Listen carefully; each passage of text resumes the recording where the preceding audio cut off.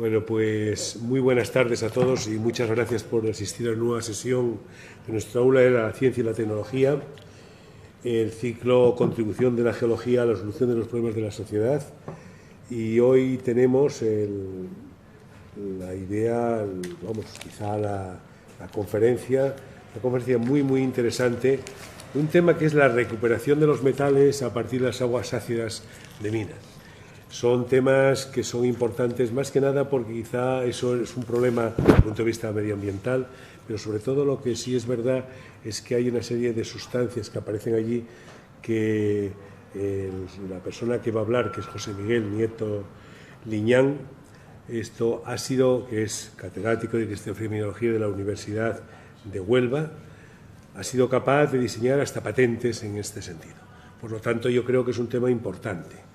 La verdad es que son muchos de los metales, son metales críticos, metales que están en el límite siempre de su disponibilidad, y algunos son muy importantes.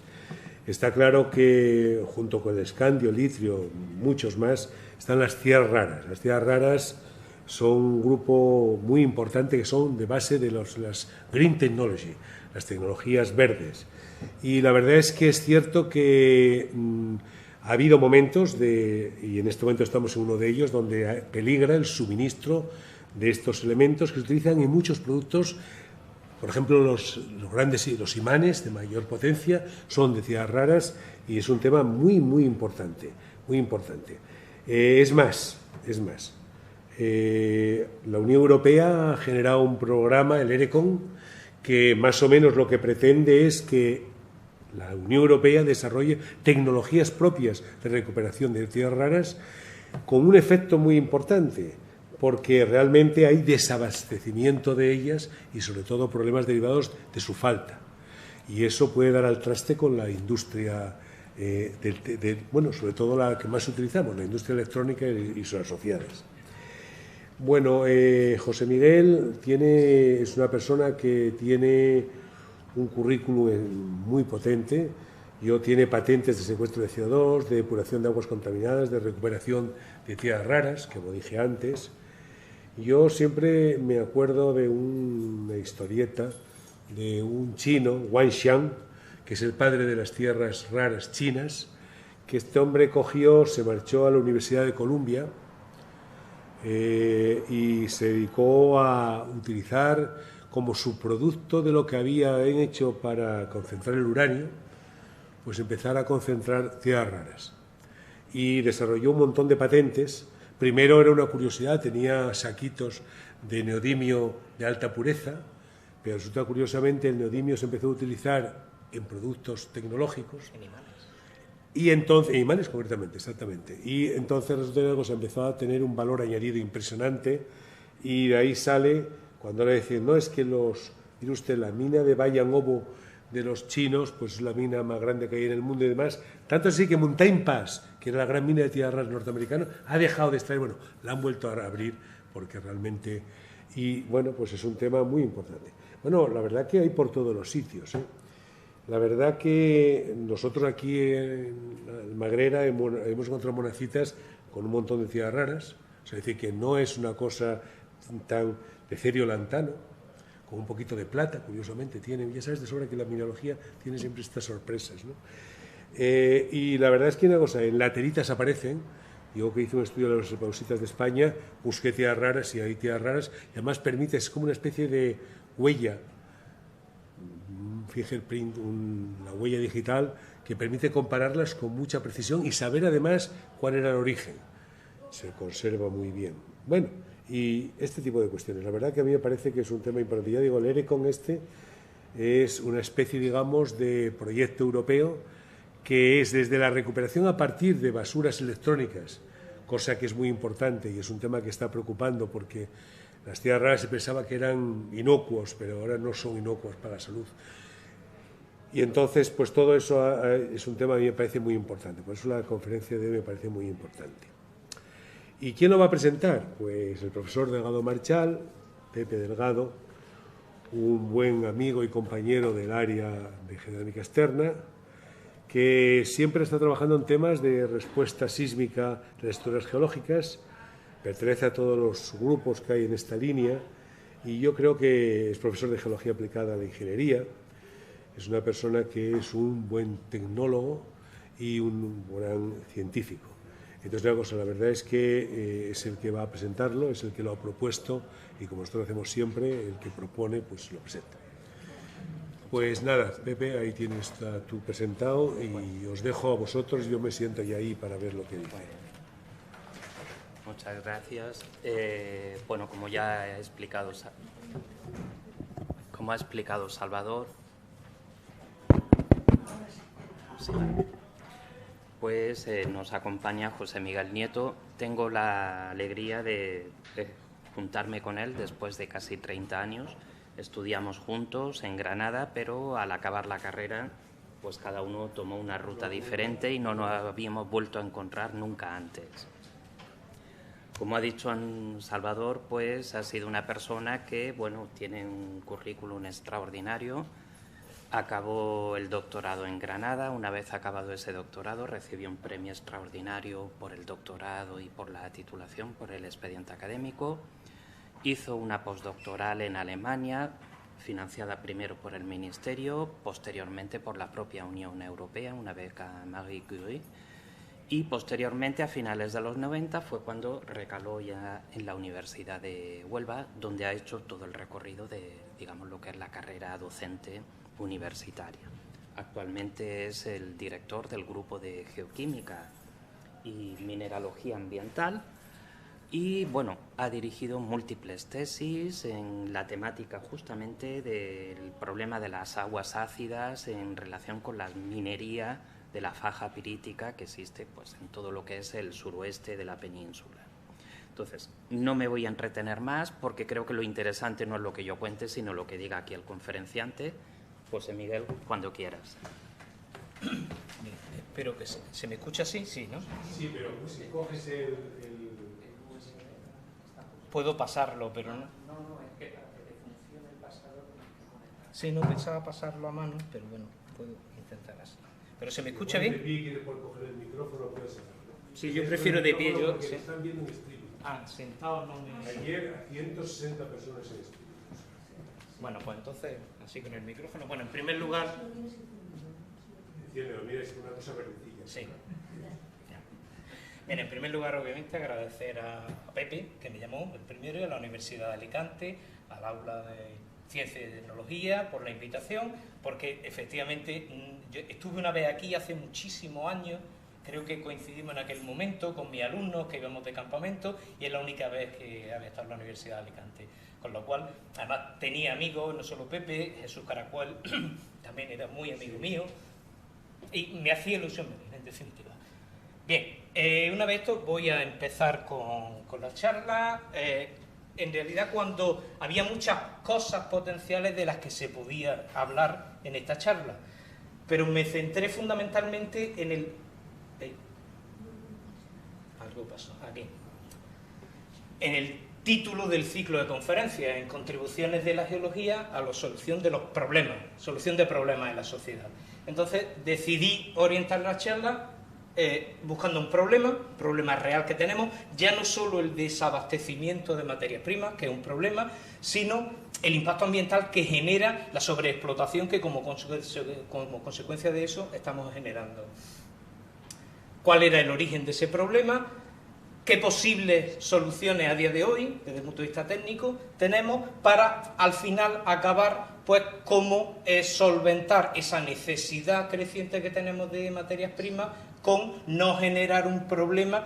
Necesitamos muchas materias primas pues para mantener el nivel de vida que queremos mantener, pero a su vez eso produce una degradación ambiental que en definitiva lo que hace es disminuir nuestra calidad de vida. Entonces tenemos que llegar a un equilibrio entre esos dos factores. Pues, ¿cómo se puede ir hacia una minería más sostenible? Como comentaré después, por definición, la definición de sostenibilidad no es aplicable a la minería porque siempre estará un recurso limitado, etcétera, pero sí que se puede tender hacia la sostenibilidad en los procesos mineros y acabaré con ese apartado. Bien, pues entonces empezando en el origen del problema, el origen del problema, como comentaba Salvador, es la necesidad creciente que tenemos de materias primas como consecuencia de ese tránsito que queremos hacer desde una economía basada fundamentalmente en los combustibles fósiles a una economía verde. De hecho, la primera diapositiva era precisamente esa, era comentar cómo esta economía verde, que lo que quiere es prescindir del uso de combustibles fósiles, a su vez conlleva la necesidad de gran cantidad de materias primas, fundamentalmente. ¿Se acopla con algo un poquitín? Quizás con eso. Sí, eso.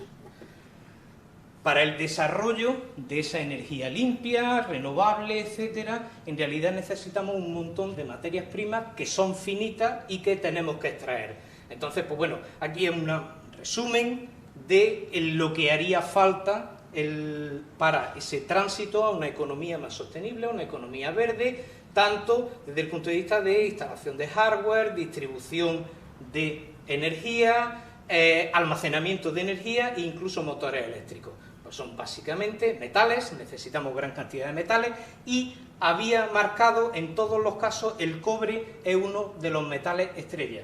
Aunque necesitamos litio, necesitamos grafito, otra serie de elementos, pero el cobre es necesario en todas las fases de la transición hacia esa economía verde. Entonces me centraré también, porque después los ejemplos que voy a poner son de la faja pirítica, que es una zona de cobre, pero que el cobre realmente es muy necesario para esa transición. Entonces, por ejemplo, las estimaciones que hay de aumento de la demanda de cobre para energías renovables, simplemente cogiendo pues, un par de ejemplos, lo que serían pues, instalaciones eólicas, tanto en tierra como en el mar, como paneles solares, pues vemos que la demanda de cobre de aquí al 2050 se estima que se va a multiplicar prácticamente por 4, con lo cual hace falta una minería del cobre que sea capaz de suministrar esa demanda creciente que tenemos. Este es un ejemplo, simplemente lo que sería la producción de energía limpia, pero hay otro ejemplo, el que comentaba también Salvador, que toda la tecnología que utilizamos a día de hoy necesita gran cantidad de materias primas. En este caso, ya no solo el cobre, que también, pero por ejemplo simplemente en un móvil de los que todos tenemos, incluso más de uno, pues tenemos casi un montón No, hay un montón de elementos, no solo el cobre, sino efectivamente, fundamentalmente las tierras raras, y dentro de las tierras raras, no todas, como veremos después, la abundancia son relativas, aunque son raras, son escasas, pero las tierras raras ligeras son relativamente abundantes. Pero las que tienen mayor interés tecnológico son las medias y las pesadas, que son muy poco abundantes. Entonces, pues tiene especial interés en la búsqueda de esas nuevas fuentes de tierras raras, pues elementos como el neodimio, el gadolinio, el iterbio, etcétera, aunque también utilizamos lantano, europio, pero que especialmente, de hecho, el precio de las tierras raras medias y pesadas suele ser un orden de magnitud superior que el de las tierras raras ligeras. Pero en general, como decía al principio, para mantener la calidad de vida que tenemos, necesitamos gran cantidad de recursos minerales. Y esta transición hacia una economía verde nos requiere aún más todavía. Por seguir, incluso para ponía un ejemplo, esto fue una serie de figuras que fue el gobierno australiano el que la editó, para que los metales están en todas las cosas de nuestra vida, incluso para producir cerveza necesitamos un montón de metales, entre ellos de nuevo también el cobre. Bien, pero yendo ya a datos más reales, por ejemplo, para el caso de la movilidad eléctrica, pues estimaciones muy conservadoras suponen que, por ejemplo, en un coche eléctrico necesitamos 4 veces más de cobre que en un coche convencional. Simplemente en la batería de un coche eléctrico hay como unos 20 kilos de cobre, simplemente en la batería. Después, obviamente, tenemos que distribuir esa electricidad por todo el coche, con lo cual la necesidad de esas materias primas es cada vez mayor. Eso ha hecho que, obviamente, los metales, está en la evolución en el precio de los metales en 2021, vemos que los típicos metales de reserva de la economía, como es el oro, la plata, los platinoides, los elementos del grupo del platino, pues relativamente han perdido valor, mientras que metales como el litio, por ejemplo, que va a las baterías, o incluso en términos de volumen, un aumento de un 26% en el precio del cobre es una barbaridad, realmente porque la producción de cobre que hay es muy, muy importante. De hecho, el cobre, como se comenta aquí, los analistas de mercado lo denominan el doctor de la economía, porque en función del precio del cobre sabe cómo de bien va la economía a nivel global. Y definen incluso, esto está aquí muy pequeñito, quizás debería haberlo puesto en una nueva, más grande, tampoco quería centrarme mucho, lo que llaman superciclo de mejora económica. Aquí están los precios del cobre normalizados al IPC de 2021, pero desde principios del siglo XX hasta la actualidad. Entonces, pues hay varios ciclos de expansión económica. Estábamos en el cuarto ciclo justo después de la crisis de 2008, estábamos en un cuarto ciclo de expansión que se vio interrumpido por la pandemia y ahora, incluso recientemente, porque esto también se puede hacer también para 2021, por la situación actual de la guerra de Ucrania. Pero bueno, si no hay ningún otro problema global que impida un desarrollo económico, se supone que estaremos en un cuarto ciclo de superciclo económico donde ese precio de los metales seguirá aumentando. Eso aumenta porque aumenta la demanda. De hecho, en este trabajo, que se publicó hace ya unos años en Science, lo que hace es estimar, bueno, primero calcular la producción de cobre y estimar la necesidad de más cobre y, según este trabajo, que insisto es de 2014, pues calcula un aumento progresivo en la demanda del cobre aproximadamente hasta 2040.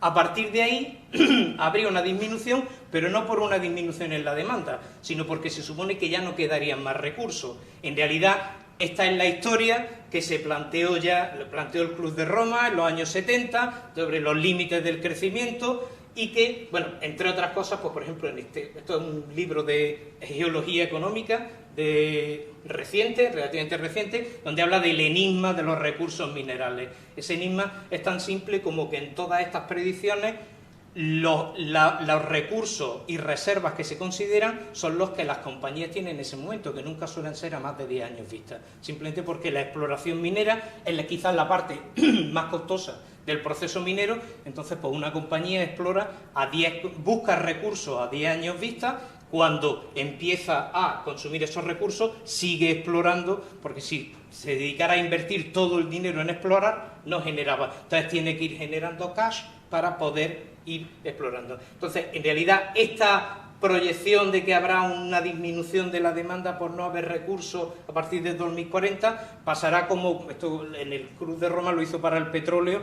y hace como 20 años no habríamos quedado sin petróleo.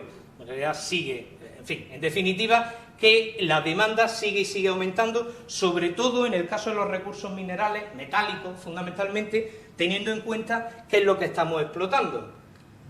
Aquí lo que se representa son los depósitos de metales base, fundamentalmente cobre, plomo, zinc, desde principios del siglo XX hasta prácticamente la actualidad, y la profundidad a la que se han encontrado. De esta gráfica lo que concluimos es que básicamente hemos explotado, o en realidad se han descubierto por casualidad, buscando petróleo. Con lo cual la conclusión es que esa proyección de que nos quedaremos está aumentando el número de depósitos que se descubren cada vez a más profundidad. Esto está correlacionado con una mejora en las técnicas geofísicas para localizar nuevos depósitos. Con lo cual pues se prevé que si básicamente hemos explotado o conocemos los primeros 200-300 metros de la corteza, que debajo quedan muchos recursos todavía para explotar. En el caso concreto de la faja pirítica, que es donde yo trabajo, la zona que trabajo y la que conozco, esto es especialmente cierto. La faja pirítica en realidad es una banda, de hecho es la mayor concentración de sulfuros masivos polimetálicos del mundo. Es una banda que va aproximadamente desde Sevilla hasta el sur de Lisboa, y en esta banda en concreto, esto es un perfil sísmico que se hizo por aquí. Lo que vemos es que el primer kilómetro de la corteza en la faja pirítica básicamente es una tectónica de zinc-skegness donde tenemos un montón de repeticiones.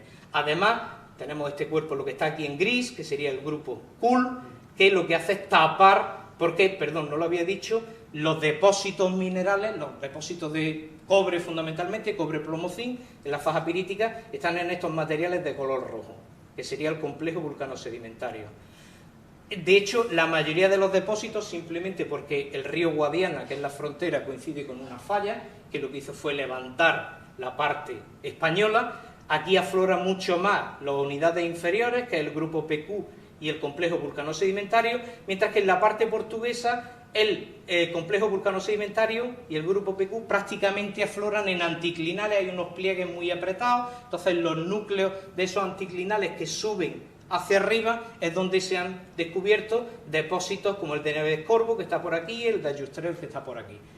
Con lo cual la potencialidad, estaríamos hablando de esta zona, debajo de este grupo KUL, pues a unos 300, 400, 500 metros, tenemos un potencial que ya veremos que es al menos el que se conoce en la parte española. En definitiva, que hay mucho potencial, eso está haciendo que prácticamente, se lo comentaba antes a Pepe, en la parte española, que la conozco bien, yo creo que no queda ni una cuadrícula minera que no esté adjudicada, y además si alguna se queda libre, montones de empresas se dan tortas por empezar, porque realmente hay mucho potencial. Se están probando equipos geofísicos que llegan a detectar cuerpos con relativa fiabilidad a 400, 500 metros donde no había ningún indicio. Pues no lo había comentado antes en la diapositiva anterior, la mayoría de estos depósitos, salvo los que se conocen por casualidad, porque estaba buscando petróleo y resulta que me encuentro un yacimiento en el camino, la mayoría de estos depósitos en realidad tienen su equivalencia en superficie, no se han descubierto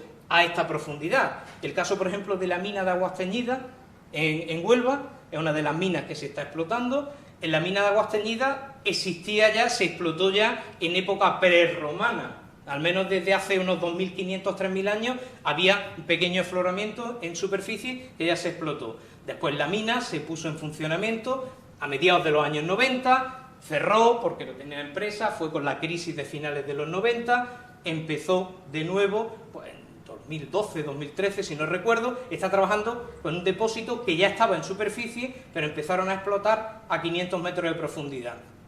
Ahora mismo, desde el interior de la mina han seguido sondeando y tienen mineral al menos a 1.200 metros de profundidad, lo tienen ya ubicado, con lo cual pueden seguir, tiene mucho desarrollo en profundidad. Entonces la mayoría de estos depósitos en profundidad en realidad se conocen porque tenían un equivalente arriba. En definitiva, esto era una especie de introducción a por qué necesitamos recursos minerales.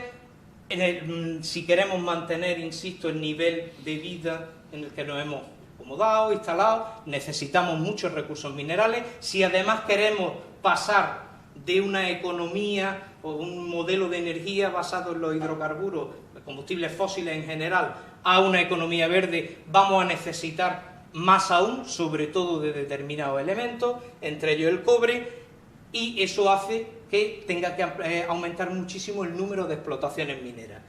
¿Cuál es el problema? Entonces, pues el problema es que las explotaciones mineras en general, pero la de sulfuro masivo en particular, producen un impacto ambiental increíble. Ya no solo una degradación del terreno, esto es una foto de Río Tinto, una parte de la antigua mina de Río Tinto. No solo producen una degradación del terreno que no tiene solución, sino que además, como pone en esta caricatura, que después comentaré, que tiene dos lecturas, esta caricatura, por eso me gusta mucho, casi siempre la utilizo, producen unos costes adicionales, esos costes adicionales de los que habla, lo que pagamos por el cobre no es solo lo que cuesta extraerlo, después esto hay que restaurarlo desde el punto de vista ambiental. Eso genera una serie de costes adicionales que tenemos que tener en cuenta a la hora de hacer el balance de una explotación minera. A día de hoy, sabrán la mayoría, hasta 1982, la ley de minas que había prácticamente te permitía, yo estoy explotando aquí, se acaba la explotación, me voy y así se queda eso. Cambió, a partir de 1982, cambió la ley de minas, ya se pedía algo de un mayor esfuerzo de restauración a las empresas mineras, pero el cambio radical en el enfoque de la minería fue en 1998 con el accidente de Analcollar. Allí, pues como pasó, como imagino que todos conocen lo que pasó en Analcoya, se rompió una balsa, llegó al final al río Guadiamar, llegó al Parque Nacional de Doñana y Boliden, que era la empresa, básicamente cerró la puerta y se fue. La Junta de Andalucía, en este caso, se gastó como unos 500 millones de euros en restaurar todo aquello, que era un auténtico desastre, y a día de hoy todavía está reclamando en los tribunales que Boliden le devuelva ese dinero. ¿Qué se hizo? Y se hizo primero en Andalucía y después en el resto de España, y después me consta que muchos países, incluso en Iberoamérica, en Perú, por ejemplo, lo están haciendo también. Lo que se hizo a partir de ese momento, que fue un hito, un cambio en la responsabilidad ambiental de las empresas mineras, es que ahora cualquier empresa minera que quiera empezar a explotar, primero, pues los técnicos evalúan el posible desastre. Dame tu proyecto minero, lo voy a evaluar. ¿Qué es lo peor que puede pasar aquí? Esto. ¿Eso cuánto cuesta restaurarlo? Tantos millones de euros. Si quieres empezar a trabajar, tienes que dejar un depósito bancario por el valor del dinero que yo estimo que me va a costar restaurar en el caso de que te equivoques. Entonces eso ya sí produce una seguridad legal de que este tipo de cosas pues no vuelvan a pasar. Y en realidad esto ya no es solo el deterioro del paisaje, insisto, lo peor de esto, de la minería metálica, de la minería de sulfuros metálicos, no le pasa a la minería del hierro, sobre todo si son óxidos o carbonatos, pero la minería de sulfuros metálicos es precisamente esto que se viene por aquí, que insisto, ya no solo hay una pérdida de dinero y un valor añadido, sino que en realidad, de hecho, me gusta este trabajo, es un trabajo de divulgación, imagino que conocen The Conversation, es una publicación electrónica para trabajos de divulgación, y habla del drenaje ácido de minas, que en definitiva es el producto, como veremos, de la oxidación de esos sulfuros que han quedado expuestos en superficie, incluso citando fuentes de Naciones Unidas, como el segundo problema ambiental más grande después del cambio climático, y sin embargo, pues no somos conscientes de él.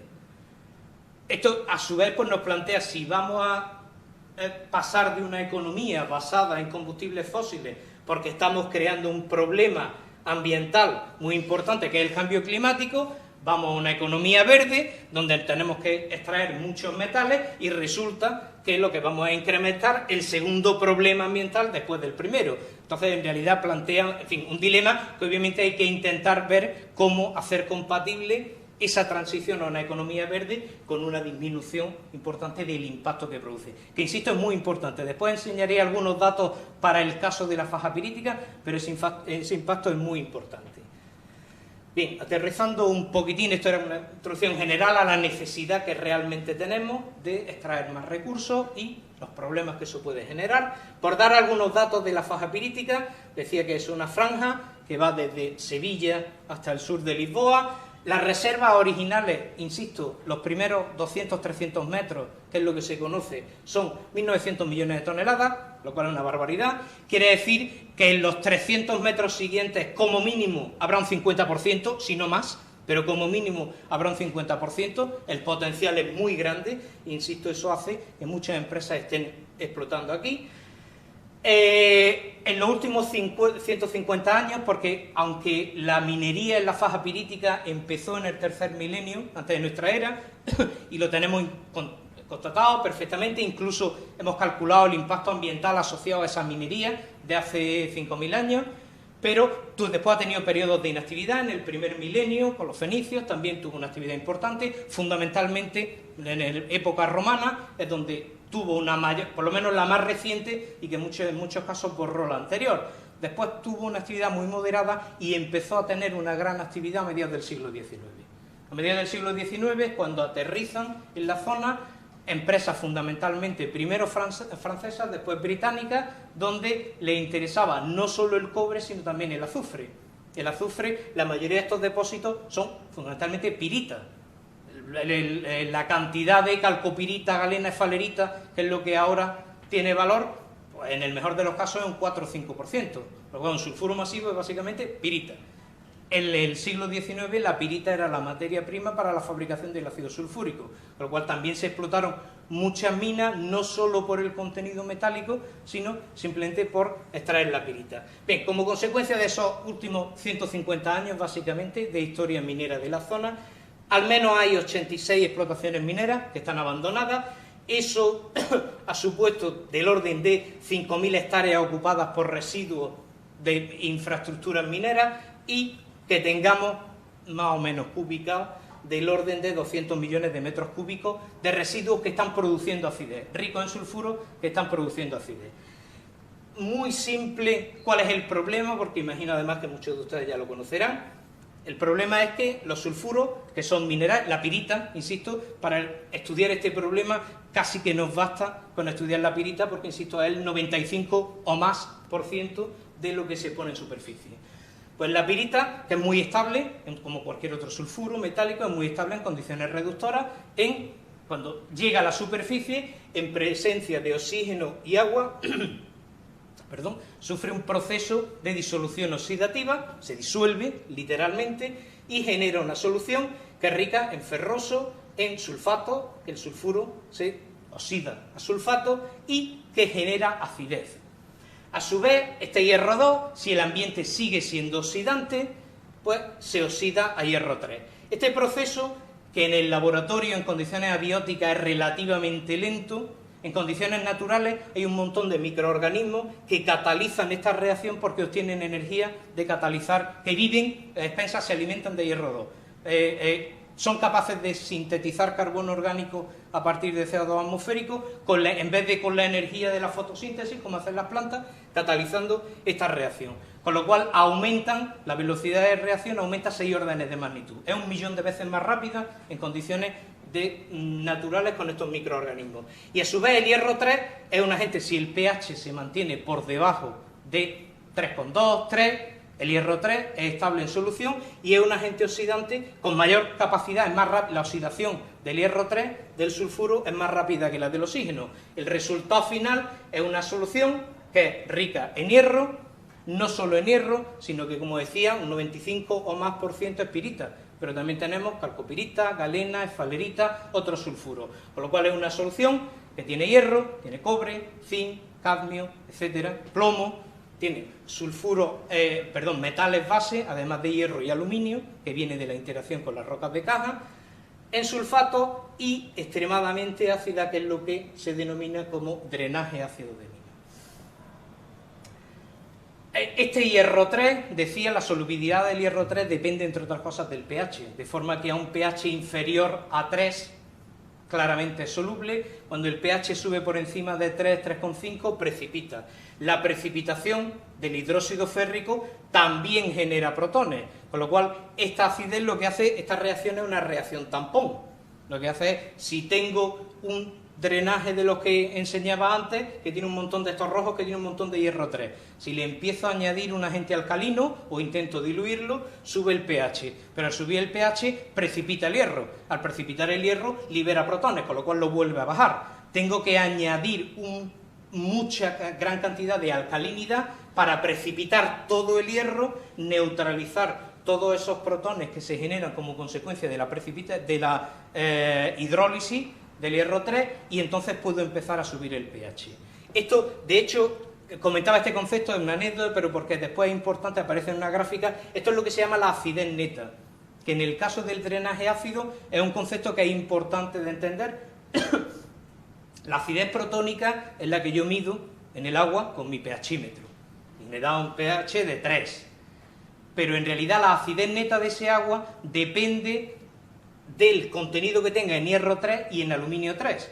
Cuanto mayor sea el contenido, mayor será la cantidad de alcalinidad que tengo que añadir para tratar ese agua. Por eso cuando hablamos de tratamiento de agua, que después comentaré algo de lo que estamos haciendo de tratamiento, no nos vale la acidez protónica, la que medimos con el pH, sino la acidez protónica más calcular la que se generará cuando los metales que tienen solución precipiten, que es lo que se llama la acidez neta. Bien, esta reacción tampón simplemente es la que, por ejemplo, mantiene el pH del río Tinto, desde que prácticamente el nacimiento hasta llegar al océano Atlántico, el pH está tamponado a un valor de 2,5, y en el caso del río Diel a un pH de 3 durante todo el cauce principal. Y da igual que llueva, que simplemente este mecanismo funciona muy bien, y el pH, de hecho, por ejemplo, para el río Diel, que sí hay una estación que tiene ya como unos 50 años en Gibraleón, que tenemos datos históricos, el pH en los últimos 50 años, si no recuerdo mal, es 3.0 más menos 0,25. Con lo cual está perfectamente tamponado en torno a 3. Bien, pues como decía, en definitiva, como consecuencia fundamentalmente los últimos 150 años, estos son fotos las más antiguas que se conocen, son de la Fundación Río Tinto, del primer sistema de extracción de cobre que había en la faja pirítica, son fotos de Río Tinto, lo que hacían era oxidar directamente, quemar, porque tú tienes que oxidar el sulfuro muy rápido y después lisiviar el cobre para recuperar el cobre. Bien, pues lo que se hacía hasta prácticamente finales del siglo XIX era hacer en estas montones que se llaman teleras, esto tiene una base de madera y literalmente aquello se le pegaba fuego y estaba ardiendo durante meses. Claro, esto generó unos problemas de contaminación, aquí lo que sale fundamentalmente es CO2 a la atmósfera, generó unos problemas, la primera revuelta ambiental como tal fue en Río Tinto, porque la gente se llamaba la Liga Antihumo, porque esto obviamente pues la gente enfermaba muy rápidamente, los cultivos de netono, la lluvia ácida que se generaba después era muy importante, hubo una revuelta en 1888, se llama el año de los tiros, donde al final pues entró, sí, porque al final entró un batallón de la Guardia Civil y se cargó a todo el mundo, pero eso hizo que unos 10-15 años después sustituyesen este método de tostar, de quemar en telera por una oxidación por vía húmeda que se conocía, esto es de remetálica del siglo XVI, y ya se conocía, aquí lo que están es precisamente oxidando sulfuro utilizando agua ácida. Ya ese método se conocía, pero este método es mucho más lento y es menos efectivo. Entonces, pues bueno, los ingleses al principio preferían utilizar era más rápido y mucho más efectivo. Al final, simplemente, este drenaje ácido, que es el que se utiliza para oxidar o bien directamente los sulfuros o el producto de la tostación de esos sulfuros, pues en sistemas, en canaleo de este tipo, en plantas de canaleo de este tipo, se recuperaba con chatarra de hierro. Hay un intercambio, si yo pongo en estas soluciones ácidas ricas en cobre, las pongo en contacto con hierro metálico, hierro cero, pues hay un intercambio y al final esa chatarra de hierro se transforma en chatarra de cobre. Es lo que esto se sigue utilizando, esta foto, insisto, es de finales del 19, pero se sigue utilizando, yo lo he visto en Perú, por ejemplo, a día de hoy, para pequeñas explotaciones, y es lo que en términos comerciales se llama la cáscara de cobre. No es cobre fundido ni el cobre 5,9, es cáscara de cobre que no tiene una pureza excesiva, pero bueno, que después simplemente por fusión se puede generar un cobre de más calidad.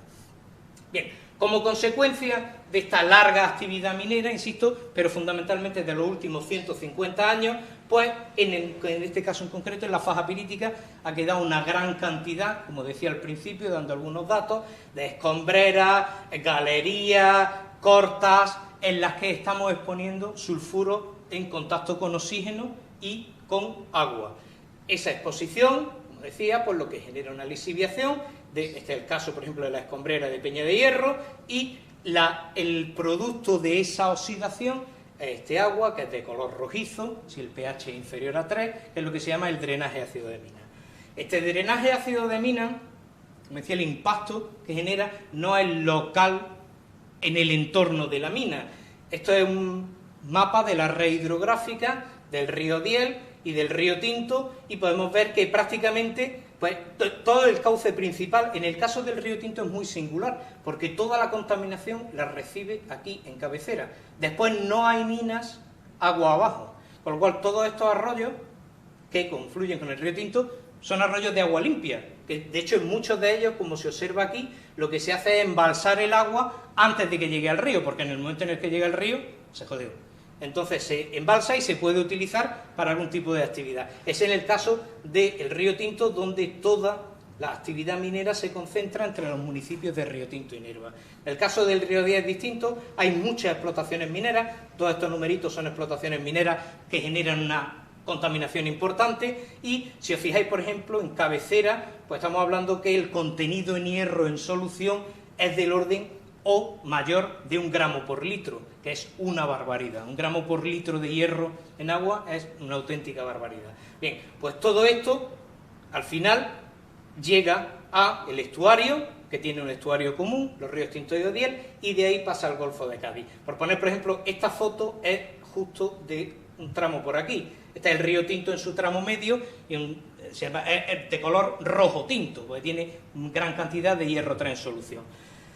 Pero el problema no acaba aquí, sino que además una de las cosas que hicimos hace ya un tiempo, por encargo de la Junta de Andalucía en este caso, fue estimar esta contaminación, ¿qué significa? A escala global.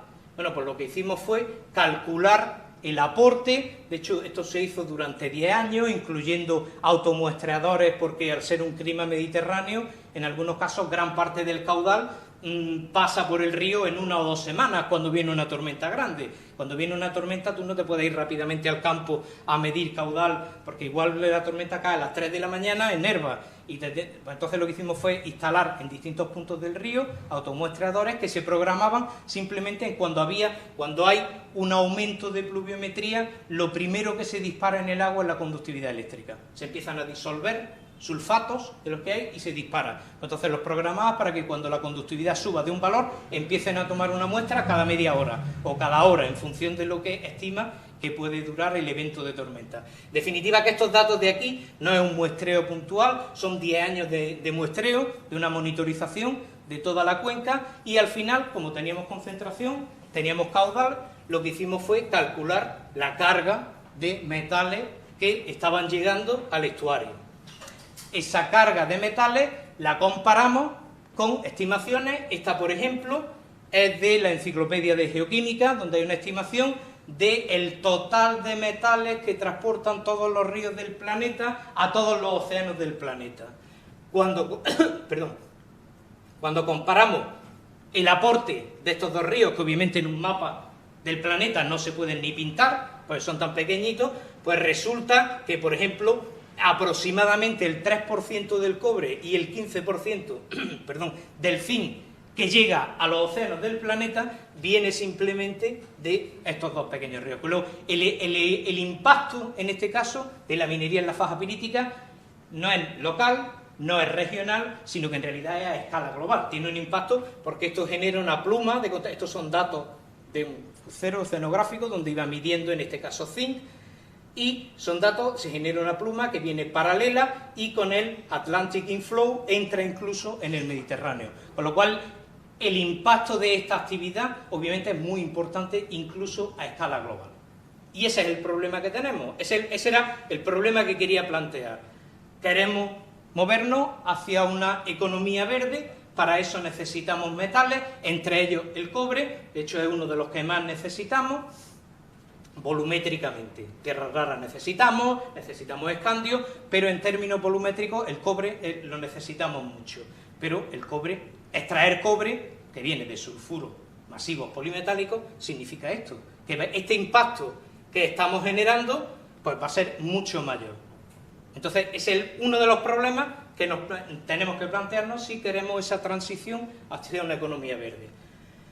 La posible solución, pues aquí hay la única solución es tratar o cambiar, que ya lo veremos un poco, cambiar el modelo de minería, que eso se puede intentar hacer, pero de momento para todo lo que tenemos, para esa minería abandonada que en todos los distritos mineros de sulfuros masivos existe, no solo en España, sino en todos los distritos mineros existe, para esa minería abandonada que ya está generando acidez, además esa acidez, no lo había comentado, pero en los procesos de oxidación duran centenas o incluso miles de años, y eso está contrastado. En la mina de São Domingos, que es una mina que hay en Portugal, en la faja pirítica, pero en la parte portuguesa, escombreras que están perfectamente datadas de época romana, perfectamente datadas, siguen generando drenaje ácido, después, de 2000 años.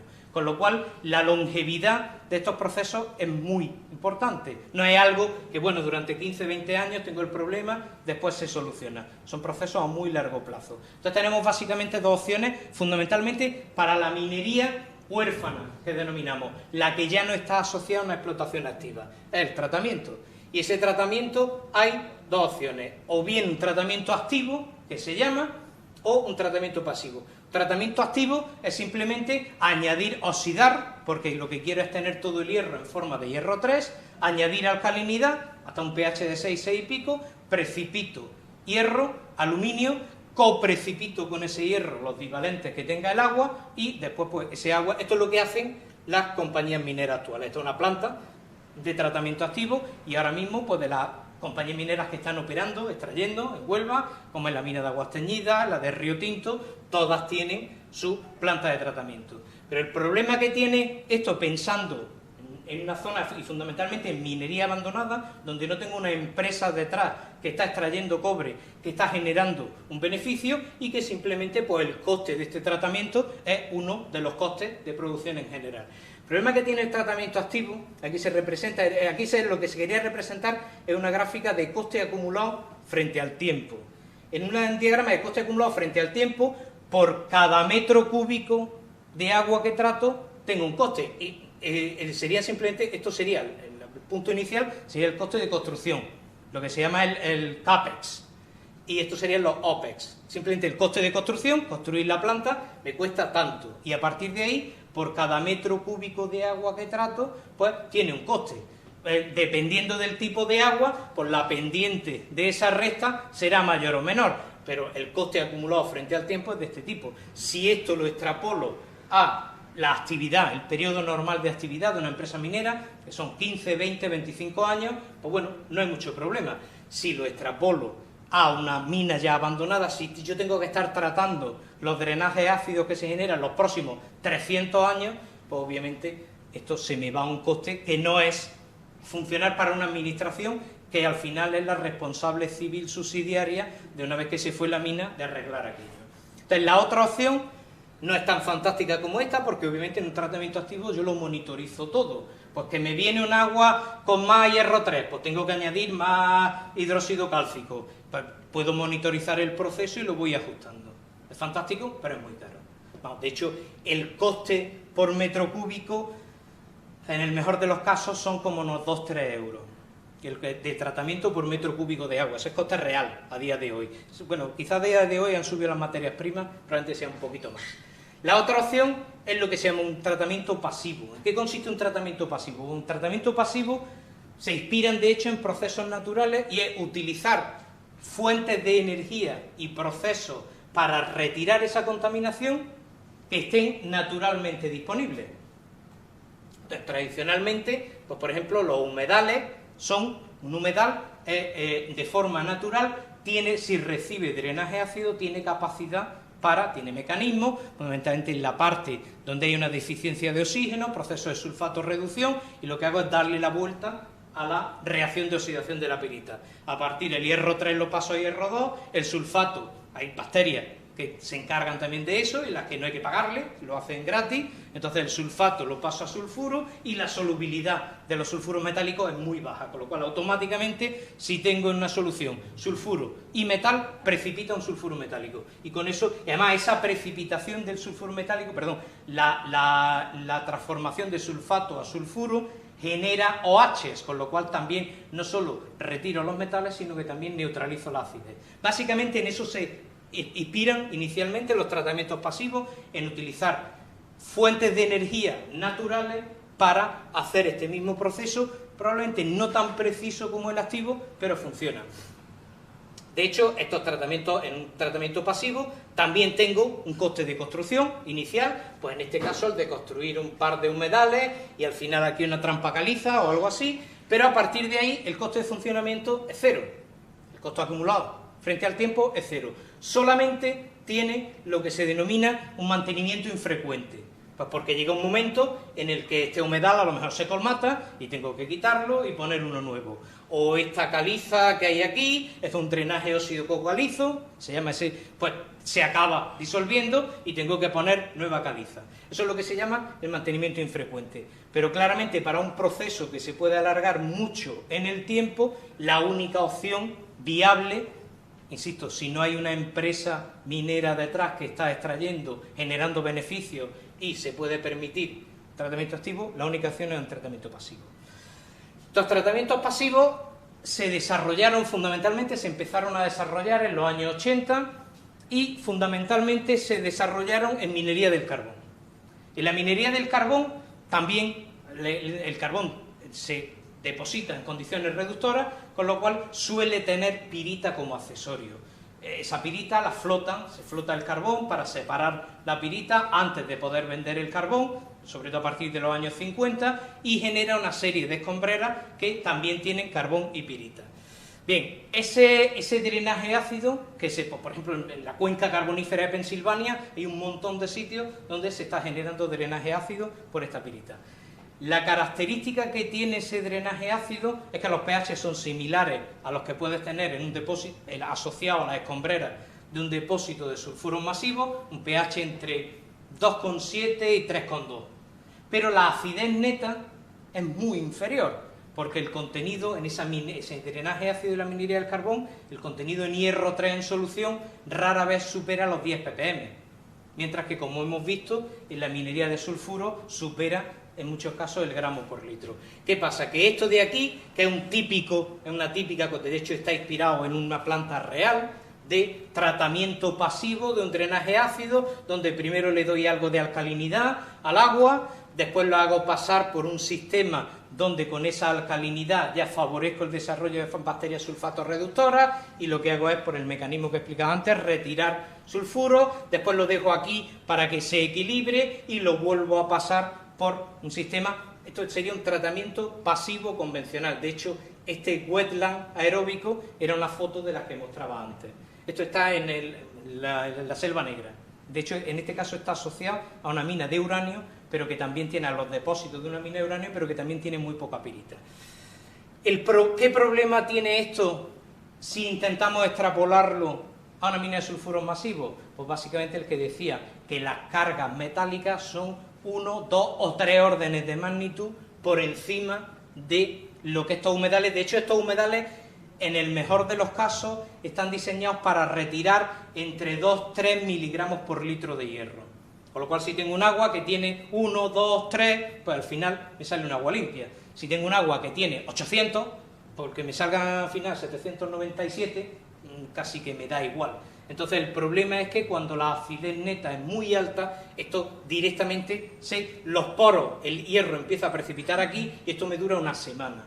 El sistema, que está diseñado para que funcione durante 15 años, me dura una semana, porque rápidamente sello los poros de todos estos compartimentos con la precipitación de hierro y se perdió. Voy a ir un poco más rápido. En definitiva, tuvimos, hace ya 20 años, cuando empezamos a trabajar en qué podemos hacer para el caso de la minería metálica, que realmente es mucho más complejo, pues tuvimos que desarrollar un sistema que voy a ir muy rápido, no voy a comentar porque es que no sabía la hora que era. Básicamente le llamamos un sustrato alcalino disperso. Básicamente es suspender granos de caliza en una matriz muy porosa, que en este caso eran virutas de madera, simplemente. Me decía, efectivamente, el añadir alcalinidad para bajar el pH, eso se conoce desde hace mucho tiempo, pero el cómo hacerlo sin perder permeabilidad en el sistema, básicamente lo que hacíamos era optimizar el tamaño de grano de la caliza para que, a la vez que perdíamos porosidad primaria por precipitación de hierro y de aluminio, ganamos una porosidad secundaria por disolución de esos granos de caliza, con lo cual este frente nos lo vamos bajando hacia abajo. Eso es lo que conseguimos patentar. El tratar el agua ácida es algo que se conoce desde hace mucho tiempo, pero el cómo hacerlo sin perder permeabilidad era lo que era una novedad patentable. Bien, efectivamente lo hicimos y básicamente el sistema funciona así. Lo que tenemos es un tanque donde entra el agua ácida, interacciona con esos granos de caliza, como consecuencia de eso sube el pH. Cuando el pH sube por encima de 3 aproximadamente, precipita el hierro. Cuando sube por encima de 4,5, precipita el aluminio, y el resultado final, como veíamos en la columna, es que tenemos una banda de precipitación de hierro y una banda de precipitación de aluminio. ¿Hasta qué hora se supone? Es que no sé cuándo he empezado, con lo cual yo había preparado como unos 45 o 50 minutos, pero he visto la hora y me ha asustado. ¿A qué hora? No, porque tampoco... Ah, vale. Bueno, Es que no, me iba a empezar a acelerar. Bien, entonces básicamente este sustrato alcalino disperso lo que hace es que el agua, como hemos visto antes, entra, sube el pH y va precipitando. La precipitación de hierro y de aluminio, lo que precipitan son los trivalentes al subir el pH. Pero esa precipitación conlleva la coprecipitación de los metales divalentes que también hay en solución: cobre, plomo, zinc, cobalto, etcétera.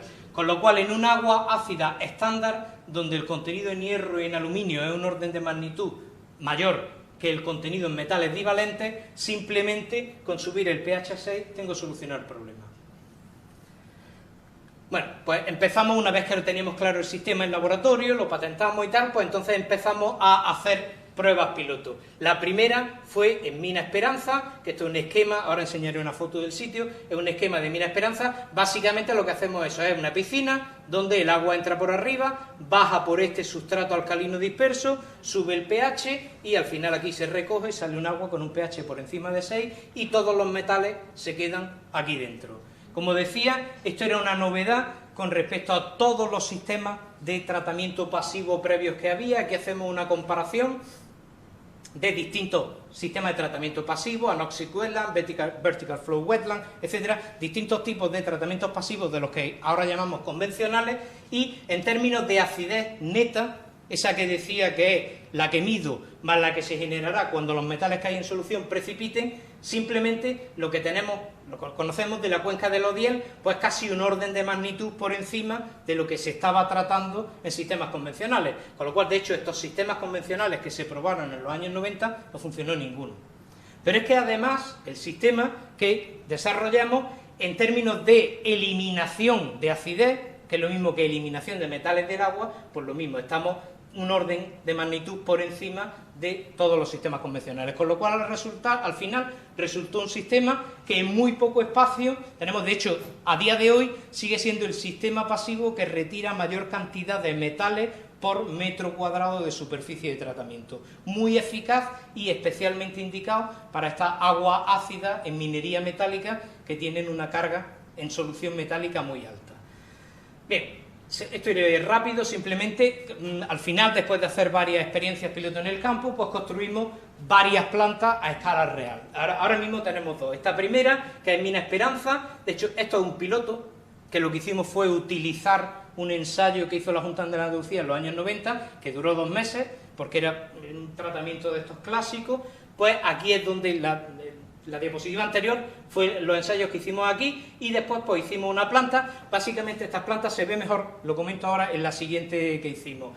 Esto ya es una inversión que obviamente un proyecto de investigación normal no puede hacer, pues con lo cual recurrimos al CEDETI para, junto con una empresa que era la que se dedicaba a construir, para conseguir un proyecto de este tipo, y construimos esta planta en Mina Esperanza, que es una de las salidas de estas, de las 80 y tantas que tenemos identificadas en la faja pirítica. Muy rápidamente, algunos datos. Básicamente, en nuestro sistema, pues partiendo de un pH inferior a 3, llegamos a un pH por encima de 6 y conseguimos una retirada de prácticamente todo. En algunos casos, como pasa aquí, puede que nos quede algo de hierro, pero simplemente porque está en forma de hierro 2.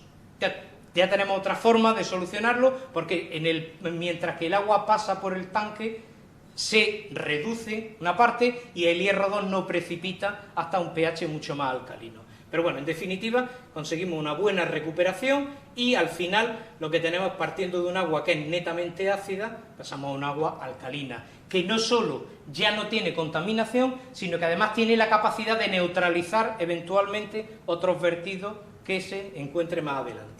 Bien, hicimos con un proyecto LIFE, este es más reciente, hicimos otra planta en Mina Concepción, y aquí sí puedo, básicamente estos son lo que llamamos balsas de pretratamiento, es darle tiempo de residencia al agua, para que simplemente con eso ya nos quitamos algo de hierro, el hierro se sobresatura en solución y precipita, pero básicamente el diseño de las plantas es un tanque reactivo. En estos tanques reactivos están en paralelo, porque esto está hecho para que ya funcione durante mucho tiempo. Entonces, cuando tarde o temprano este material reactivo se agota. Cuando se agota, tengo que reemplazarlo. Lo que hago es pasar, antes de que se agote al 100%, paso todo el caudal a una de los tanques, el otro lo seco, retiro el material, lo sustituyo por uno nuevo, entonces vuelvo a pasar el caudal aquí y ya puedo cambiar este de aquí. Si no, no tenía forma de cambiar, simplemente eso es una cosa de los ingenieros. Se le ocurrió que era la mejor forma, donde simplemente desvía el caudal para poder cambiarlo. Pero básicamente la estructura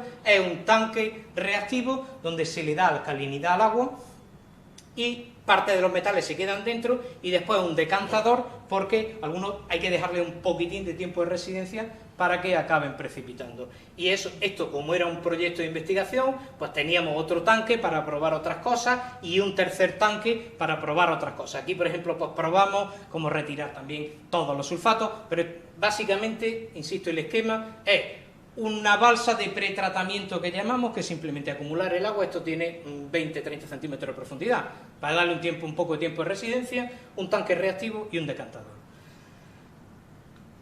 De nuevo, pues los resultados son similares a los del caso anterior, no voy a repetirme mucho más, simplemente se consigue el completo tratamiento de agua, insisto, sin hacer nada. Esto desde que se construyó, que en este caso está funcionando desde 2016, esto sigue funcionando tal cual. También es cierto que tiene truco.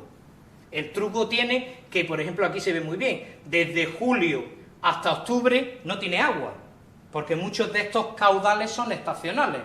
Pero entonces no está pasando agua prácticamente, pero bueno, no pasa nada. Después, cuando vuelva a llover, de hecho se puede generar un pico de caudal, pero el sistema puede, que no hay ningún problema en que el caudal sea estacional. Cuando hay agua, se trata. Cuando no hay agua, pues me ahorro alcalinidad y no lo gasto. Entonces, este en concreto, desde 2016 está funcionando y a día de hoy no ha dado ningún indicio de que se esté perdiendo. Aquí hay dos parámetros que son los que hay que controlar: la alcalinidad y la permeabilidad. Si empiezo a perder permeabilidad, me sube el nivel de agua en las balsas. Si empiezo a perder alcalinidad, lo detecto a la salida midiendo el pH. Cuando uno de los dos empieza a bajar la permeabilidad o a bajar la alcalinidad, sé que tengo que cambiarlo. Insisto, desde 2016, en este caso, que, bueno, pues porque se pasa 3-4 meses en verano donde no trabaja, pues sigue funcionando sin ningún problema. Y de nuevo el resultado es el mismo, que de un agua netamente ácida pasamos a un agua netamente alcalina. Bien, ahora después comentaré que tiene que ver todo esto con el principio. Esta es la solución al problema ambiental, pero es que esta solución al problema ambiental a su vez genera una nueva oportunidad de negocio, como comentaré ahora. De hecho, en mi grupo empezamos trabajando en agua y ahora somos hidrometalúrgicos, porque simplemente te das cuenta que el problema que teníamos al principio era cómo solucionar este problema ambiental, que en Huelva es especialmente grave, como he comentado antes. Ya lo tenemos más o menos controlado de cómo solucionarlo. Ahora lo que nos interesa es cómo sacar de ahí un rendimiento económico. Entonces, obviamente, los nuevos proyectos en los que ahora estamos trabajando están enfocados específicamente ahí. Esto ya más o menos lo conocemos. Siempre hay algo que tienes que ajustar, pero más o menos sabemos cómo funciona. Bien, y voy hacia la última parte, que era, como comentaba, el cómo todo esto nos sirve o nos debe servir para ir hacia un concepto de minería más sostenible. Debido a la filosofía de la sostenibilidad minera, el primer sitio donde aparece descrita de forma más o menos ordenada es en este trabajo de 2008, Bernhard Doll, que trabajó toda su vida en Chile, un alemán que hizo la tesis con Luis von Boté, pero desde entonces trabaja en Chile. Y el concepto de sostenibilidad, ¿en qué consiste? Bueno, si yo tengo una explotación minera, como esta de aquí, eso me genera unas escombreras y además una explotación minera de sulfuros masivos polimetálicos, entiendo, esto no aplica a otras explotaciones mineras, de cobre. Esto que en el caso de Chile no son sulfuros masivos polimetálicos, son pórfidos cupríferos, pero el problema es exactamente el mismo. Esto me genera unas escombreras. Además, el proceso de flotación, que es la forma que habitualmente se utiliza para separar la mena de la ganga, me genera una balsa de lodo, de relave, que tengo que acumular, en el mejor de los casos, si no hago, pues bueno, como hacen en Charanal, por ejemplo en Chile, que directamente las vierten al mar, o como se hizo aquí en la bahía de Portman, aquí muy cerquita, que esto se ha utilizado, se sigue haciendo también en Filipinas. En definitiva, tanto esta escombrera como las balsas de lodo, si las tengo en balsa o si las vierto al mar, mucho más, pues lo que hacen es crear una contaminación del medio que ya hemos visto que puede ser muy importante. ¿Cómo podemos hacer esto más sostenible? Bueno, pues la opción que plantea es simplemente a la hora, pero esto se puede hacer en minas que empiecen ahora, obviamente, no en minas que ya están abandonadas. Pues simplemente impermeabilizar esos depósitos que sabemos que van a generar acidez, y una vez que están impermeabilizados, pues simplemente estamos generando, de aquí podemos seguir sacando metales. La tecnología son lo que él llama menas de baja ley o de muy baja ley, en el caso de los residuos de flotación, pero siguen teniendo ley, con lo cual es cuestión de utilizar, por ejemplo, que se están haciendo en Chile, técnicas de bioliching junto con electrodeposición de ese cobre biolixiviado, y sigue generando una actividad económica que no es tan importante como la minería inicial, pero que bueno, lo que hace es alargar la vida de la mina una vez que la mina cesa. Ese es el concepto de minería sostenible. No solo evito una contaminación ambiental, con lo cual estoy perturbando el ambiente para las generaciones futuras, sino que lo que hago es, una vez que acaba la explotación minera, pues alargo la actividad una serie de tiempo, al menos mientras que esté sacando metales de aquí.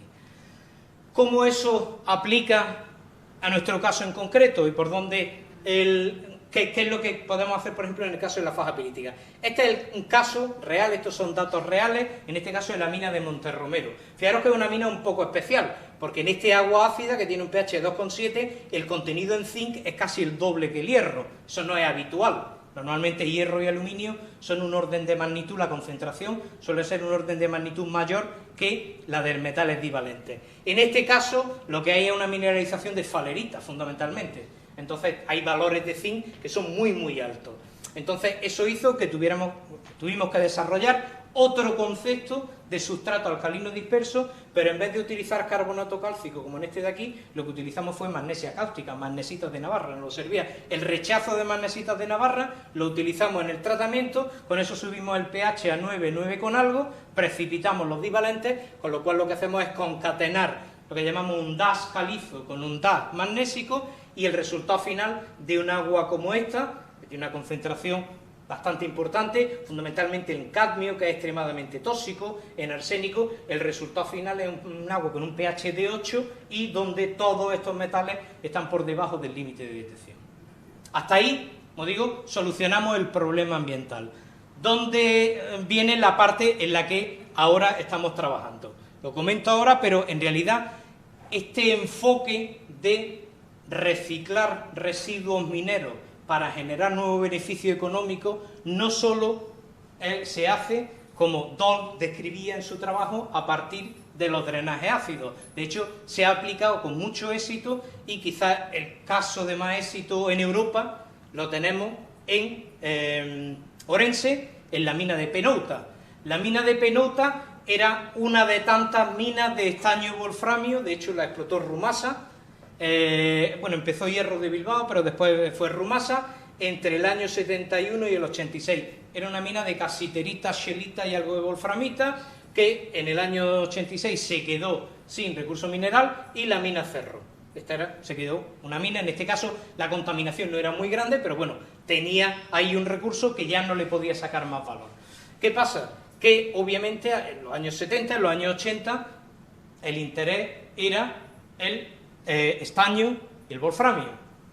En concreto, esta mineralización, la de Penouta, tenía columbita y tantalita, tenía coltán, pero el coltán, la columbita o la tantalita, en los años 70 era una anécdota mineralógica. Pues mira, que bien, una columbita, si es bonita me la llevo a la colección, pero nada más. Con lo cual, todos los escombreras que generó la mina de Penouta, cuando fundamentalmente el niobio y tántalo se utiliza sobre todo para los microcondensadores en equipos electrónicos, en los móviles, por ejemplo, porque permiten reducir muchísimo el tamaño de los condensadores.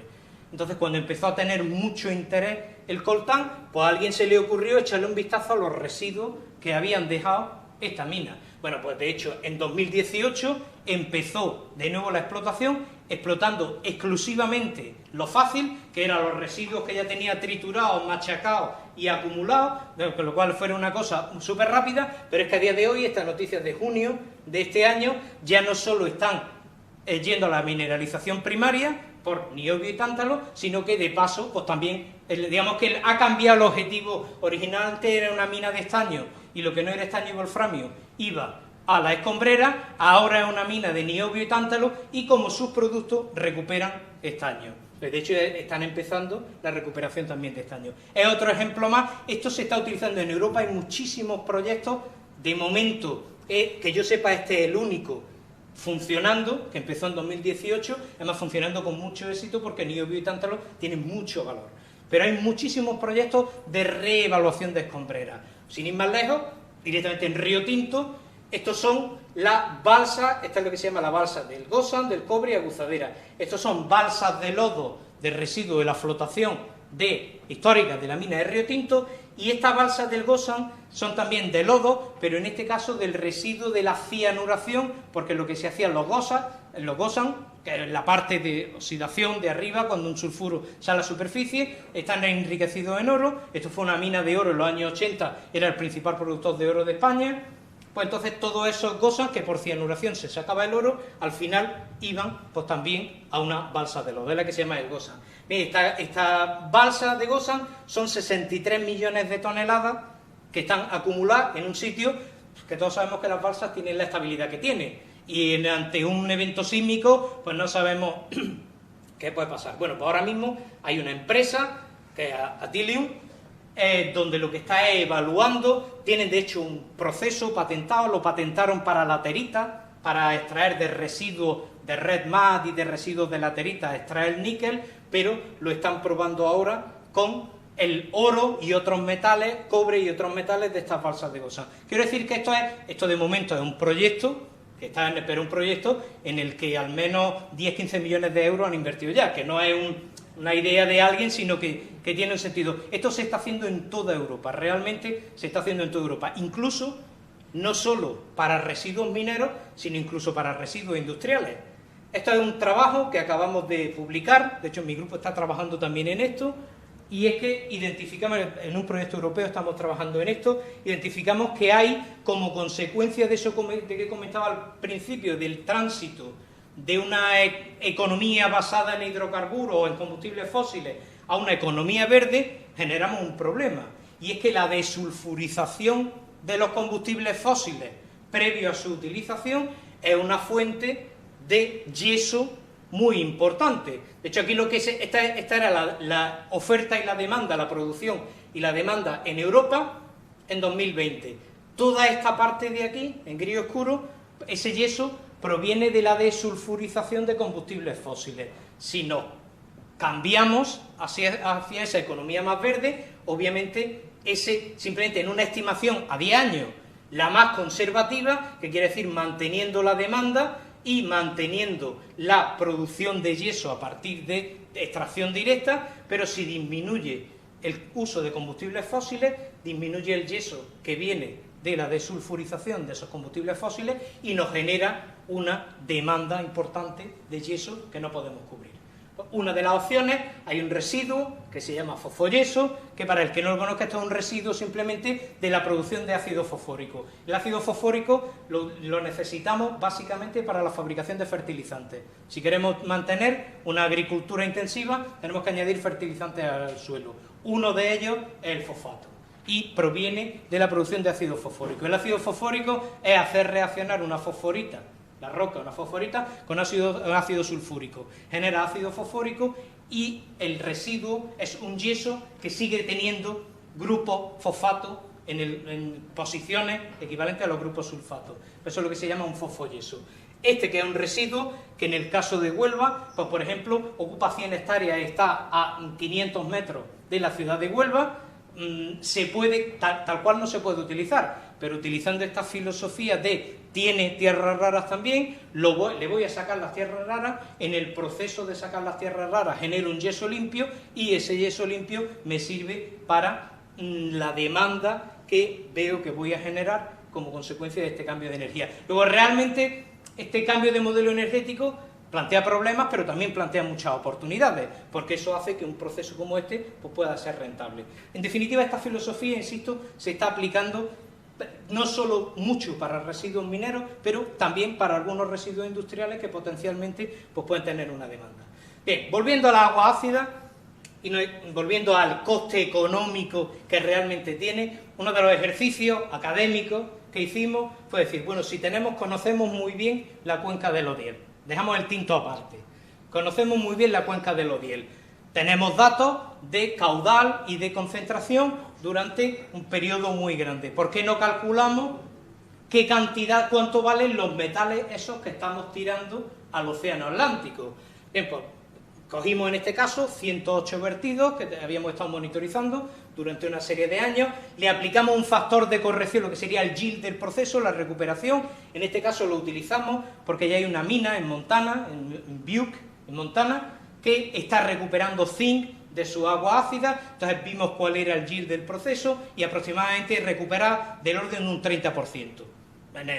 Obviamente un escenario no es el más optimista, pero bueno, de todo lo que va por aquí, simplemente el 30% lo puedo recuperar. Por eso lo multiplico por el valor de mercado y resulta que al año estoy perdiendo del orden de casi 9 millones de dólares aquí, que se van por el agua. Luego ya no es solo el coste ambiental que supone la explotación, sino que literalmente estoy perdiendo dinero. Entonces merece la pena plantearse cómo puedo recuperar algo de aquí. Empezamos, esto era un ejercicio prácticamente académico, de ver, vamos a ver cuánto se pierde, pero vamos a ver qué se puede recuperar. Bien, pues estuvimos echando cálculos ya más reales, y para el caso de los metales base, cuando lo hicimos, que esto fue hace unos 5 o 6 años, eran marginalmente rentables, pero para el caso de las tierras raras, aquello era muy rentable, extremadamente rentable, hasta el punto que prácticamente lo comparamos, y ahora enseñaré algunos datos, con algunas explotaciones actuales en China, y resulta que teníamos una producción similar y una ley similar, con lo cual sí que merecía la pena empezar a trabajar sobre ese tema.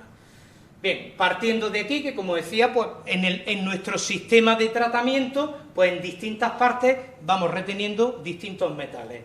En concreto, en la planta de tratamiento, como decía, lo mismo que se veía en la columna, se forma una primera capa de precipitación de hierro, y junto con el hierro 3, pues precipita arsénico, cromo, fundamentalmente oceaniones, son los que se quedan con el hierro 3. Y en la segunda nivel de precipitación de aluminio es donde se nos queda el cobre, el zinc, muchos divalentes que coprecipitan junto con el aluminio y las tierras raras. Entonces, pues claramente nuestro proceso para depurar el agua no solo estaba depurando el agua, sino que además nos estaba concentrando aquello que tiene más valor en un nivel muy pequeñito, con lo cual ya estábamos concentrando ese recurso. El siguiente paso fue de ver, ¿y esto cómo de fácil se puede sacar de aquí? Bueno, pues hicimos simplemente ensayos muy simples de extracción, tanto con clorhídrico como con sulfúrico, y, por ejemplo, con sulfúrico, que son las propias aguas ácidas, son ácido sulfúrico diluido, pues prácticamente tenemos un yield de un 100%, salvo para el cerio, que se oxida y a veces es más difícil de recuperar, pero prácticamente tenemos un 100% para todas las tierras raras, con lo cual eso es muy soluble y es muy fácil de recuperar. Ahora después comentaré en qué paso estamos. Y entonces eso es lo que nos hizo prácticamente cambiar al grupo de ser unos geoquímicos ambientales a decir, oye, que la hidrometalurgia tiene sentido en este caso. Por poner en contexto, aunque Salvador ya no lo había, de hecho no había comentado las distintas fases de la explotación de las tierras raras, pues las tierras raras no tenían mucho interés. Desde hacía tiempo se sabía que se utilizaban como catalizadores, se utilizan en reacciones químicas como catalizadores, y bueno, había una pequeña producción, fundamentalmente a partir de placeres de monazita, que se conocen en muchos sitios. Después llegó lo que se llama la era de Mountain Pass, que es una mina que hay en California, donde fundamentalmente hay de nuevo tierras raras ligeras, lantano y cerio, y pues bueno, tuvo hasta finales, mediados de los 80, y después llegó el depósito de Bayan-Obo y otros depósitos al sur de China, de los que se llaman de intercambio iónico, que era simplemente la alteración en superficie de granitos peralcalinos que tenían tierras raras, y después las arcillas eran capaces de retener estas tierras raras. No voy a entrar en más detalles, pero este tiene mucho más interés porque es mucho más rico que Mountain Pass, y eso es lo que hizo que tuviera que cerrar, aunque ahora abierto de nuevo. Es mucho más rico en tierras raras medias y pesadas, que son las que tienen mayor interés tecnológico. Aunque las ligeras lo tienen, pero las raras y pesadas tienen mayores aplicaciones tecnológicas. Bien, esto era el porqué. De hecho, las tierras raras son dentro de lo que se llaman las materias primas críticas que establece tanto el gobierno americano como la Comunidad Europea, etcétera, pues están en el punto de mayor criticidad, son las más críticas de todas. Son muy necesarias para el desarrollo y el riesgo de suministro es muy, muy alto, simplemente porque básicamente un país controla casi el 100% del mercado. No exactamente, pero casi el 100% del mercado. De hecho, no controla el 100% de la producción, de la extracción, porque hay otros depósitos, pero al final todo el mundo se lo vende a China y él es el que produce, exactamente, él es el que genera valor añadido, con lo cual en la práctica controla el 100% del mercado. Entonces veíamos que eso, junto con el contenido en tierras raras que tenía en el agua, pues que había campo al menos para investigar, es decir, vamos a ver qué pasa, a ver si esto es posible. ¿De dónde viene ese contenido tan alto en tierra? Porque estos son aguas ácidas, no solo de la faja pirítica, de otros sitios, si las comparamos con otros tipos de agua, del agua del mar, agua subterránea, en ríos, en lagos, etcétera. Resulta que el contenido en tierras raras del agua ácida es 1 o 2 órdenes de magnitud, o incluso más, que el resto de agua. ¿Por qué tienen esa capacidad? Pues es una cuestión geoquímica relativamente simple. En la agua ácida, el contenido, lo que hicimos fue, estos son 2 modelos muy simples con Medusa, de simplemente utilizar un agua con carbono inorgánico y con mucho carbono inorgánico normal y muy poquito sulfato, muy poco carbono inorgánico, como es el caso de la agua ácida, de los drenajes ácidos de mina, y un contenido en sulfato razonable. Bien, en el caso de un agua, otro tipo de agua natural que no tiene tanto sulfato, el complejo estable en solución a pH ácido son el complejo, en este caso el lantano 3, el elemento como ion, y ese elemento se captura con facilidad en minerales de la arcilla. De hecho, por el tamaño que tiene, encaja muy bien en minerales de la arcilla. De hecho, estos depósitos que hay en el sur de China, que se llaman de intercambio iónico, precisamente se originan así. Mientras que en estas condiciones, los compuestos sulfatados de tierras raras, la estabilidad que tienen es mínima, pues porque obviamente el contenido de sulfato es muy pequeño. Si lo modelizamos para el caso de un agua ácida, resulta que lo que realmente es relevante, salvo a pH de 1, prácticamente, son los compuestos sulfatados, que ya tienen un tamaño mucho mayor y que no encajan en la estructura de las arcillas. Con lo cual son estables en solución hasta pH próximo a la neutralidad. Eso hace que se mantengan en solución y no se fijen por intercambio con ningún otro tipo de material. Y eso es lo que hace que los contenidos sean tan altos. De hecho, para nosotros fue una ventaja, nos alegramos bastante de darnos cuenta de que esa era la geoquímica, porque eso lo que hace es que el comportamiento, esto aquí simplemente es un caso donde un agua, esto es en la cabecera del río Diel, donde aquí el río Diel tiene un pH en torno a 5,5-6, está levemente afectado, y le entra un arroyo ácido, y en ese proceso pues se produce la mezcla, se produce un aumento de pH, en este caso por dilución y por mezcla con el río. Entonces hay un frente, exactamente lo mismo que veíamos en nuestra planta de tratamiento. Tenemos un frente de precipitación de hierro cuando el pH sube por encima de 3,5 y un frente de precipitación de aluminio cuando el pH sube por encima de 4,5. Bien, pues obviamente muestreamos esto para ver el comportamiento de las tierras raras, pero que resulta que si el pH es inferior a 5, si empieza a precipitar aluminio, ya sí retengo en esos compuestos en base aluminita, que es un hidroxisulfato de aluminio, que es el que se forma, el que da esta coloración blanquecina. Ese sí retiene tierras raras, pero si la precipitación de hierro, que quiere decir hasta un pH en torno a 3,5, no, las tierras raras tienen un comportamiento conservativo, como mostraba antes en toda la cuenca del Tinto de los Diel. En el mejor de los casos el pH es 3,5, que es el del río Diel, con lo cual podemos capturar esa tierra rara en definitiva en cualquier parte de la cuenca. Esto es, ahora estamos remonitorizando la cuenca, pero para tierras raras en solución. Y simplemente, bueno, hay algunos sitios donde el sumatorio de tierras raras disueltas en agua, en miligramos por litro, tenemos valores hasta de 13. Esto es, eso si lo multiplicamos por el caudal, tenemos un montón de kilos al año de tierras raras, con lo cual empieza realmente a ser rentable. Muy rápidamente. Sí, bueno, entonces me paso los mecanismos, esto era simplemente explicar, hemos estado investigando cómo se fijan esas tierras raras, me lo salto.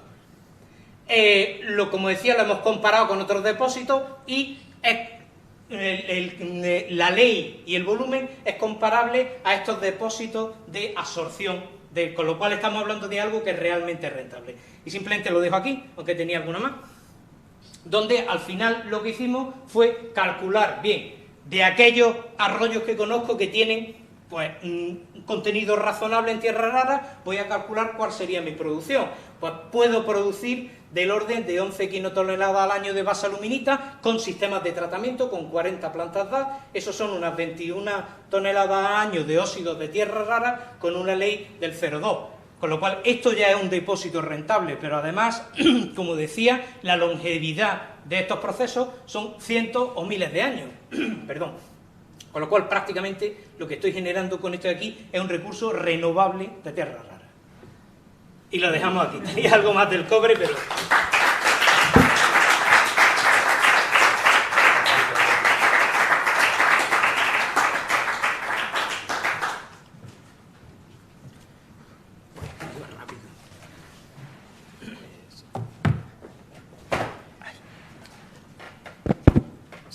Muchas gracias, José Miguel, por la charla tan instructiva que nos has dado. No sé la audiencia, pero yo he aprendido muchísimas cosas nuevas esta noche. Lo reconozco. Bueno, si les parece bien, abrimos el turno de preguntas. Yo no quiero preguntar porque no he trabajado en eso, pero sí quiero preguntar para enterarme de cosas. Por ejemplo, en los granitos de lo que es la meseta, incluso los granitos de la zona que sea pirenaica, aparecen minerales de tierras raras relativamente abundantes. Por ejemplo, la arenita, Sí. la arenita está en todos lados. La arenita está en todos lados. En el Nevado Filébride también, en todos lados. Por eso digo, en todos los NAIS. Sí, también. Entonces, claro, la oxidación de esos, o sea, la meteorización de esos granitos, supongo que en algún sitio habrá depósitos de la edad X. Pueden ser depósitos incluso antiguos mesozoicos, no lo sé, o incluso actuales o subactuales. Es que en ríos, terrazas de ríos, etcétera, etcétera. Eso se ha investigado. Sí, se ha investigado. Eso es exactamente, iba a decir en la primera parte, es lo que se llama depósitos de tipo placer de monacita. De hecho, hay en Ciudad Real hay un proyecto, se llama el proyecto Matamula, donde tienen una acumulación importante, pero por temas, también es verdad que estos depósitos son ricos en tierras raras ligeras, fundamentalmente el antanocerio, entonces no tienen tanto interés. Pero el proyecto este Matamula tienen un volumen importante y por temas de ecologistas, corporaciones locales, no ha seguido adelante. Pero eso lo estuvimos echándole un vistazo al proyecto, tenía interés porque además sería una minería de transferencia, de básicamente empezar a extraer la monacita y con lo que me sobra lo voy depositando detrás y al final prácticamente no se nota.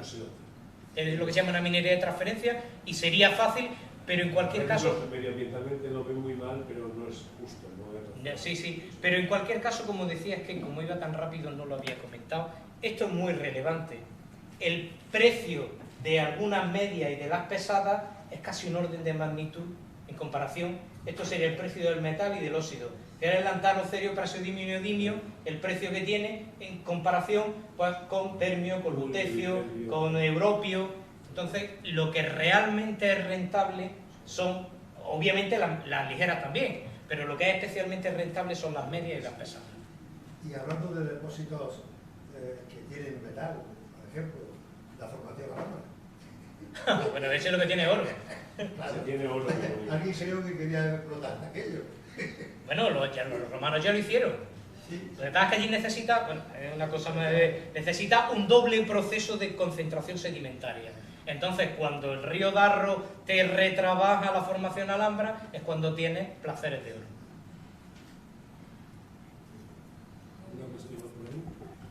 Muy bien. ¿Alguna cuestión más?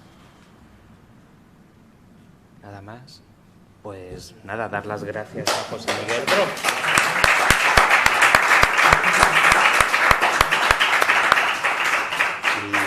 Y gracias a los asistentes también. Espero que les haya gustado.